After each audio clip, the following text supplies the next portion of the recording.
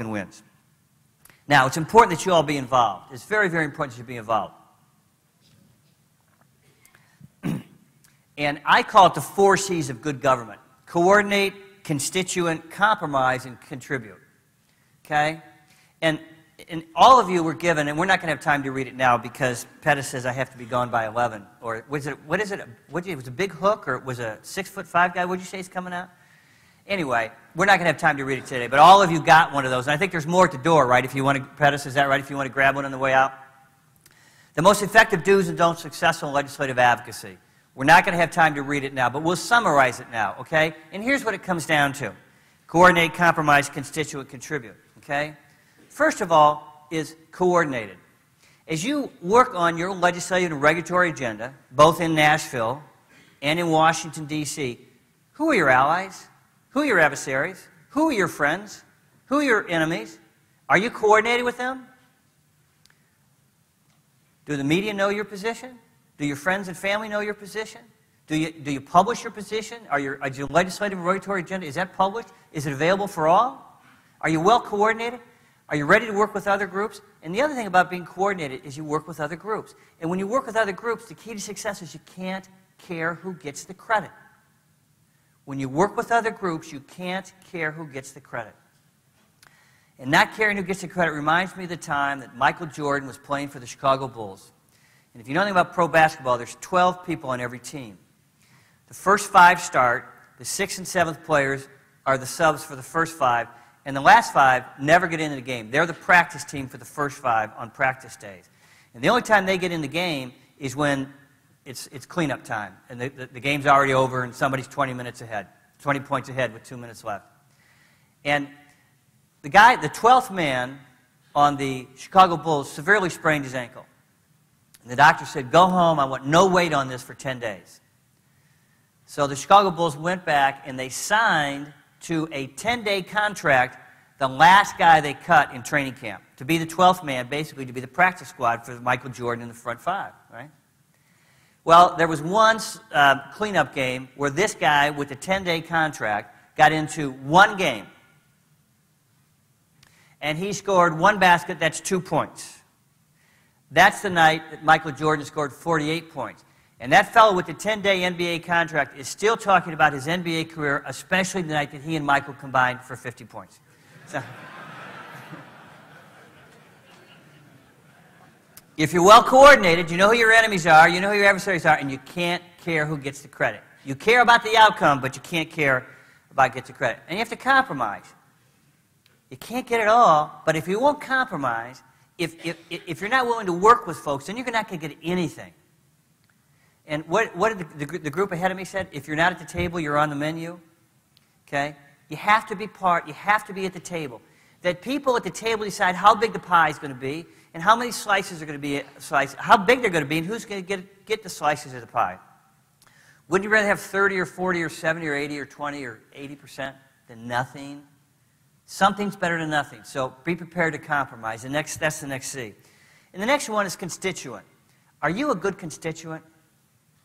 Do the folks who represent you in the Tennessee House and Tennessee Senate and the U.S. House and the U.S. Senate, do they know your name? Do they know your issues? Did you write a letter? Did you send an email? Did you come visit? Did you invite them to your meeting? When they think of some of these I don't call them animal welfare groups, I call them animal activist groups, and they consider that side and the EPA and the death tax. I was in Montana the other day doing a story, and this wonderful little lady, you just wanted to hug her the minute you saw her. She was telling me that her husband died, and with the estate tax and the capital gains tax, she can't afford to die and she can't afford to sell the farm. So you all have really important issues, and the EPA issues and the animal issues and all of that. But you need a place at the table, and you can't be a place at the table unless you're a good constituent. So being a good constituent means, afterwards, read this. And this is written in regular nouns and verbs. No lawyer had anything to do with writing this. You can read this and say, hey, I can do this. I can become a good citizen advocate in Nashville and Washington, D.C.